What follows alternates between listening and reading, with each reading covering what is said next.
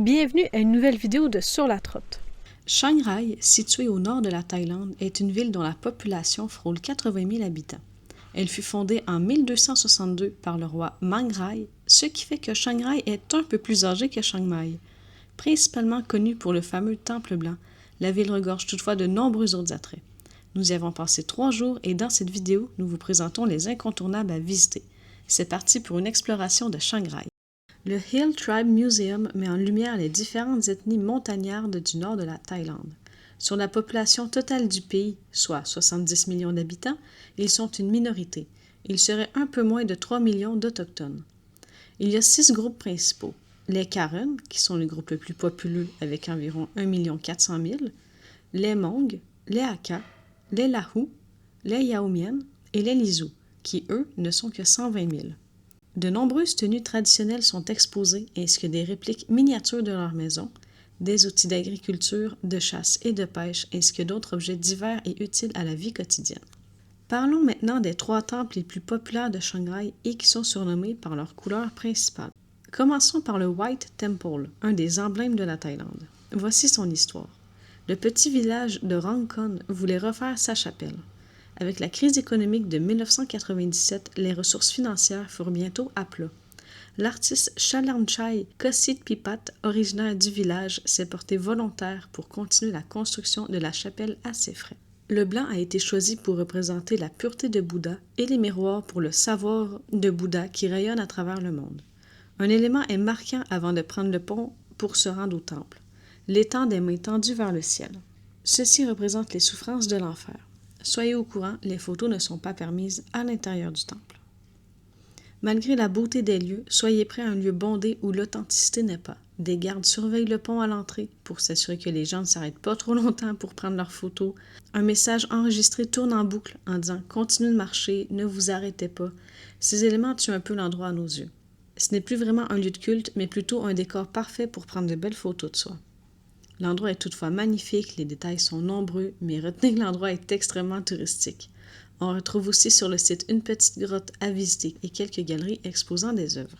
Le temple blanc, appelé Wat Rangkon en Thaï, est plutôt éloigné du centre de la ville. Il y a une quinzaine de kilomètres. Il est toutefois facile d'y accéder car une bus s'y rend. Il est pratiquement impossible de se tromper d'autobus. White Temple est écrit sur le devant. Le Blue Temple, appelé en Thaï le Wat Rong Swaten, a été conçu par l'artiste Putta Kabkar. Il fut l'élève de Chalermchai Kositpipat, celui qui construisit le temple blanc. Ce temple remplace un ancien temple abandonné. Sa construction débuta en 2005 et se termina après 11 ans de travaux. Le temple bleu est donc récent. Son ouverture se fit en 2016. Pourtant, encore aujourd'hui, de nouveaux items sont ajoutés. On retrouve de nombreuses statues à l'extérieur et 2 splendides nagas protègent l'entrée du temple. Le bleu et le doré s'harmonisent très bien. Visuellement, c'est magnifique. Le temple est grandement populaire. On retrouve donc un message enregistré de consigne à l'entrée du temple. Nous avons assisté au coucher de soleil et c'était de toute beauté. Le Bandam, qui une fois traduit devient la Maison Noire, concentre une bonne partie de la collection de l'artiste Tawan Dushani, qui est originaire de Chiang Rai. Il a passé plus de 50 ans à construire The Black House. L'œuvre est composée de 40 bâtiments noirs faits principalement de bois et qui abritent des sculptures, des peintures et ses collections de peaux et d'os d'animaux. C'est plutôt atypique. L'endroit ne plaira certainement pas à tous, c'est unique, sombre, audacieux et déstabilisant. Le musée d'art contemporain de Chiang Rai expose sur quelques étages une collection d'œuvres d'art d'artistes locaux et internationaux. La plus grande partie des œuvres sont des toiles, mais on y retrouve un peu de sculpture. L'endroit est inusité, en plein milieu d'un champ. Certains éléments artistiques sont à l'extérieur aussi. Le Garden of Reeds accueille le Shanghai Flowers and Art Festival. L'abondance de fleurs est impressionnante et les couleurs sont saisissantes. Il est très agréable de s'y promener et d'admirer la flore. Le Night Bazaar est très vivant. Nous avons adoré nous y promener à chaque soir pour y trouver de quoi grignoter, tout simplement de quoi souper. Une scène se dresse devant chacune des 2 zones de restauration. Il y a pratiquement toujours un spectacle. Nous avons assisté à une représentation de chant et de danse. C'est l'endroit idéal pour y acheter ses souvenirs, le choix est varié. Pour éviter la foule, nous vous conseillons grandement de vous promener dans Chiang Rai pour découvrir spontanément la ville. C'est de cette manière que nous sommes tombés sur des marchés locaux et de merveilleux temples. Selon nous, ils étaient plus beaux que les 3 temples les plus populaires. Ils étaient plus authentiques, plus calmes et extrêmement moins bondés. Le Wat Prakao est très important, car c'est d'ici que viendrait la statue sacrée du Bouddha d'émeraude. En 1434, la foudre frappa un chédi, se fendit et révéla le fameux Bouddha d'émeraude. Dans ce temple, on ne retrouve qu'une reproduction quasi exacte, soit 0,1 cm plus petite que l'original, car le vrai Bouddha d'émeraude se trouve à Bangkok. Personnellement, mon favori de la ville fut le Wat Mingmuang Chiang Rai. Le tout premier temple en ces lieux date de 700 ans. Autrefois, le temple fut nommé Chiang Mob, qui signifie l'éléphant agenouillé. La provenance de ce nom vient de la statue d'éléphant qui se trouvait au-dessus du puits et que les visiteurs pouvaient apercevoir seulement en prenant de l'eau pour boire.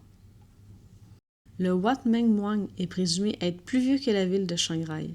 Une histoire miraculeuse circule que 8 grenades seraient tombées sur le temple lors de la Deuxième Guerre mondiale et qu'aucune n'aurait explosé. Le Wat Jedyod est surnommé le temple des 7 flèches, en faisant référence aux 7 pagodes du temple. Il est extrêmement beau et merveilleusement bien illuminé de soir. Le monument du roi Meng Rai est important car il est une figure marquante dans l'histoire de la Thaïlande. Son règne débuta vers la fin du XIIe siècle et il est reconnu principalement pour être le fondateur de la ville de Chiang Mai. Le lieu est très symbolique et vénéré par les Thaïlandais. La tour de l'horloge de Chiang Rai vaut aussi le détour pour la voir en soirée s'illuminer. Elle fut inaugurée en 2005 pour le 60e anniversaire de la reine Sirikit. Voici les attraits que nous avons visités lors de notre séjour à Chiang Rai. Malgré que certains sites sont trop populaires à notre goût, nous avons adoré découvrir la ville. Il en reste encore à voir, dont entre autres le Wat Hoi Plak Kang, qui comporte une immense statue blanche de Bouddha et qui est située sur une colline. Bref, Chiang Rai et ses environs ont encore beaucoup à offrir. Art, culture, nature, chacun y trouvera son compte. On se revoit dans une prochaine vidéo. À bientôt!